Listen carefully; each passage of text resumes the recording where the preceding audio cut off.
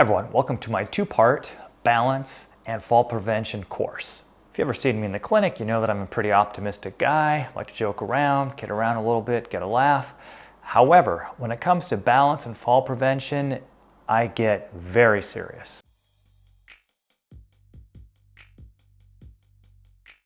Hey everyone, welcome to the channel. Ed DeBoo, physical therapist from Integrated Physical Therapy in beautiful sunny Bellingham, Washington. When I see someone in the clinic that has balance issues, especially my senior clients, I get a real serious tone with them. And first, I just go over the facts. And this is not my opinion, these are the facts. There's over 36 million falls every year by seniors. 1 in 4 adults over 60 will fall. 95% of all hip fractures occur as a result of a fall, and most of the time to the side we feel like we're losing our balance, but we don't have that quick motion to be able to catch ourselves. We fall, we break a hip, and then unfortunately it's a downward spiral for many of them from there. In this first video, we're going to go over internal and external risk factors to falling. Internal risk factors include poor vision, poor hearing, maybe the current cognitive state. External factors include things like throw rugs and dog toys and maybe even a foam roller. I'll tell you an interesting story, unfortunate, but very interesting story about someone's foam roller. And then we'll get into 4 different tests of your balance. And that way you can decide how well you score and whether or not you are at a risk for falling. Remember, if we don't measure something, we don't manage it. So even doing a little bit of daily exercise balance work, incredibly beneficial, and your future self will really thank you. I also have a PDF that goes along with this course. I'll put a link down below so you can get a copy of that PDF and follow along when we get to the exercise portion of this program.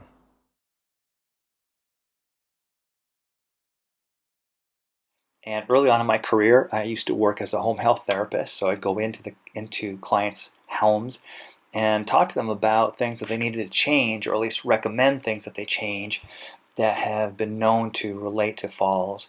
In the top left corner, there's a picture of rugs, and we have rugs in the bathroom, we have runners in the hallway, we sometimes have area rugs, and those just cannot be on the floor any longer because it's so easy to catch a toe or something on that, or they tend to roll up, and so rugs have got to go, sorry.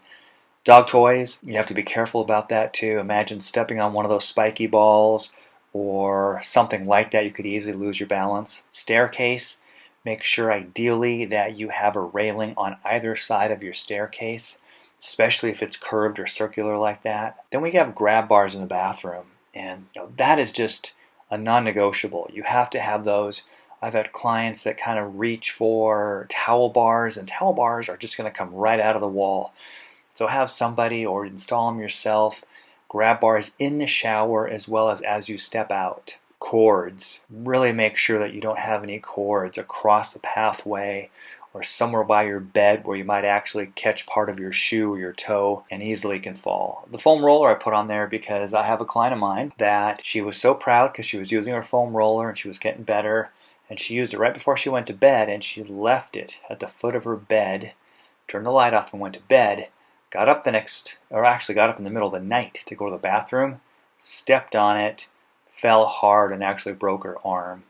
But she recovered well, and now she's doing great, but it is a cautionary tale. In the bathroom as well is another place where we like to put throw rugs, so please, no rugs in the bathroom.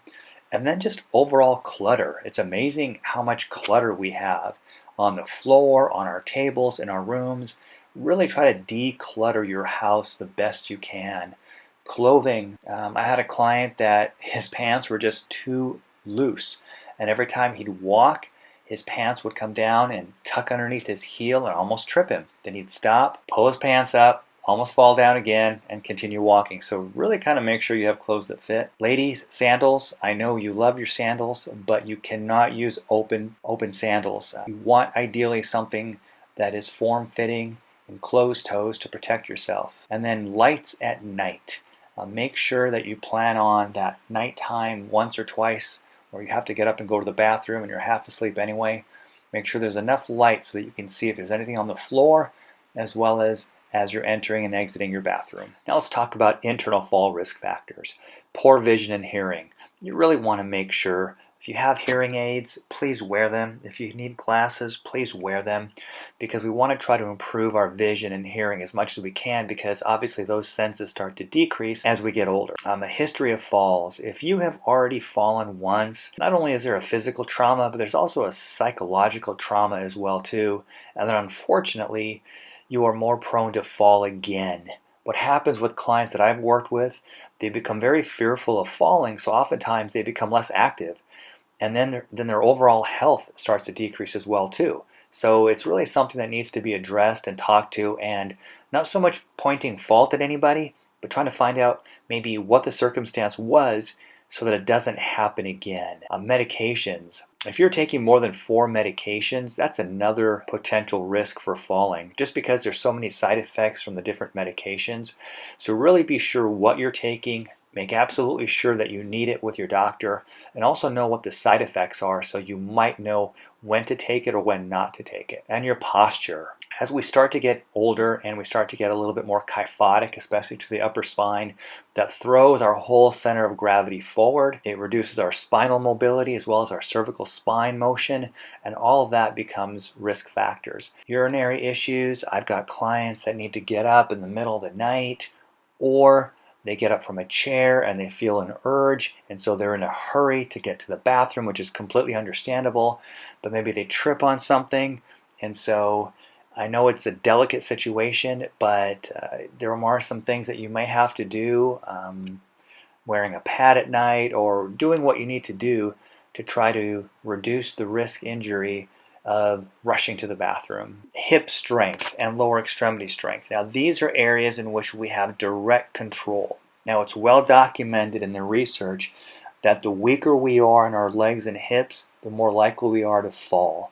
And the converse is also true. The stronger we are, the less likely we are to fall. So it's really important. That's what this class is all about, is trying to help you improve your lower extremity strength and balance and proprioception. And the last thing we'll talk about is cognitive impairment. I had a patient of mine, unfortunately, that had advanced stage dementia, and she just did not have the processing ability to understand that, for example, walking downstairs without holding on was actually a risk factor for her. And so you really have to be careful if you're caring for someone. All right, enough talk. Now it's time for the test. Some of these are going to be pretty easy, and they're going to get a little bit harder. This first one is just to get a baseline, because everyone's coming in with balance from a different place. The idea is to find out where you start to kind of lose your balance, and that's where you're going to start training your balance. For some people, they have incredible balance. Other people, they can't hardly stand on one foot, so that's where you would start. So kind of where you fail in the test is where you start. This first one is just a single leg stance. So what you'll do is you'll stand up nice and tall, good posture, scapula in the back pocket, engage the core, so bring your belly button to your spine. Stand on one leg, and I just want to see if you can stand on one leg with your eyes open for 10 seconds. Now if you can't, and you're all over the place, then this is where you're going to start when it comes to the exercise portion of your balance exercises. Make sure you test the same thing on the other leg, and what you'll find is that one leg is typically a little bit easier than the other. For me, balancing on my right leg is a little bit more challenging because I had an old high school injury in my right knee. So my homework is to work especially hard on strengthening on this right leg so that my future self, my 60, 70, 80, 90-year-old self will thank me. This next test is going to require a little bit of imagination and a little bit of a setup. You're going to need a chair, some sort of object on the floor that is 10 feet apart. Now I know this isn't 10 feet just because my dining room's not that big, but the idea is you're going to get timed and you'll need someone to help you with this, or I suppose you could do it yourself, but you're going to sit here in a chair, arms folded, you're going to come up, you're going to walk 10 feet, you're going to turn around, and you're going to sit back down again, and someone's going to time that. Do it a couple times just so you get the practice of it to see how long it takes you. If you can do this in less than 12 seconds, great, you're golden. But if it takes you over 12 seconds to do a 10-foot get up and go test, then you, unfortunately, my friend, are at risk for falls. This next one is a 4-stage balance test. And the idea is you want to be able to hold each position for at least 10 to 15 seconds. So what you'll do first is you're going to bring your feet all the way together so they're touching. Put your hands on your hips, eyes are open, head's looking straight ahead. Can you maintain this without any real excessive swaying for 10 to 15 seconds. The next one I'm going to turn to my side is you're going to stagger your feet just a little bit. So it's not going to be completely heel toe, but it's going to be about halfway. And the idea is we've taken our center of gravity or our center of balance and we've brought it closer together.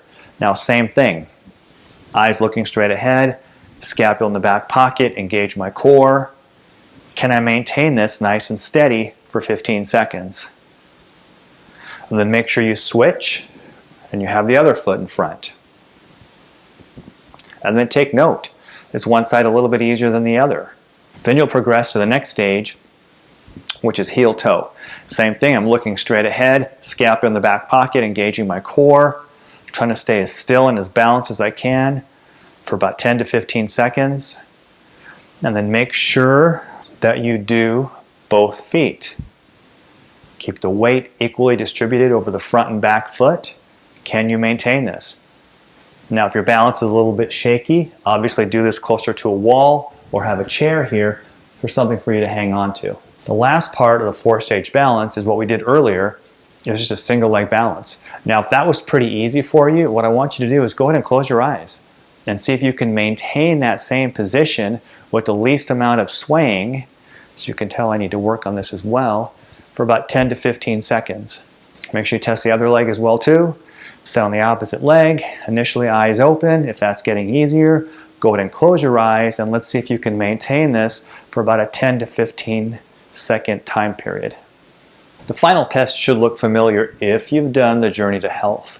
This is a 30-second chair stand test. So it's a pretty easy setup. Just going to find a chair. This is a little bit high, so you want to find more of a normal height chair. Fold your arms across your chest and you're going to stand up and sit back down again, stand up and sit back down for 30 seconds. And then what we'll do is we'll compare it to normative values for someone your age, what the average person, someone your age, scored.